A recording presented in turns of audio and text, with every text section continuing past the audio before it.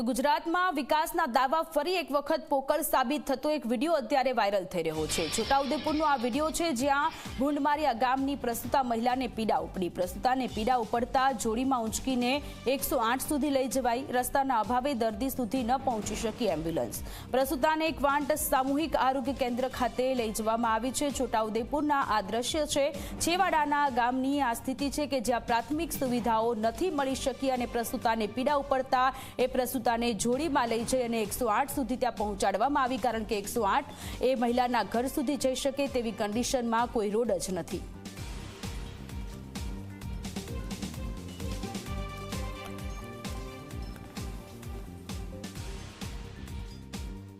સવારે 4 વાગ્યાથી દુખાવો થયો હતો, પણ સવાર થવા દીધી। પછી જોડી બનાવી, પછી જોડીમાં નાખીને કાચા કિસડવાળા રસ્તે અમે નદી ઉતરીને કોટબી સુધી લાયા અને 108માં મૂકી, પછી કવાંટ સુધી લાયા।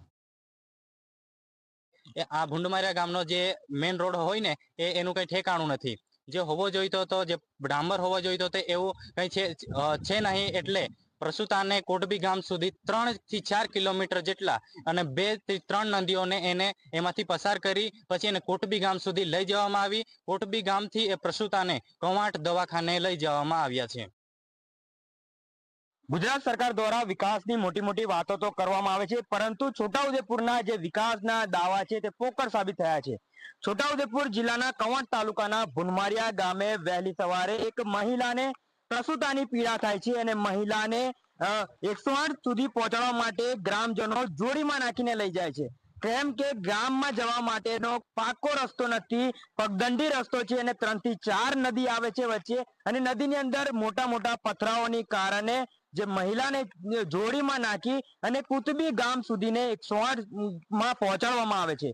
મહત્વની વાત એ છે કે છોટાઉદેપુર જિલ્લાના અંતરિયાળ વિસ્તારોની અંદર અનેક વખત આવા જે બનાવ છે તે બનાવ બનતા હોય છે, પરંતુ સરકાર દ્વારા આ જે વિસ્તાર છે તે વિસ્તારની અંદર જે પાયાની જરૂરિયાત છે તે જરૂરિયાત ઊભી નથી કરતી, અને એને માટે આવા અવારનવાર જે બનાવ છે તે બનાવ બનતા હોય છે। હકીમ ઘડિયાળી, જી મીડિયા, છોટાઉદેપુર।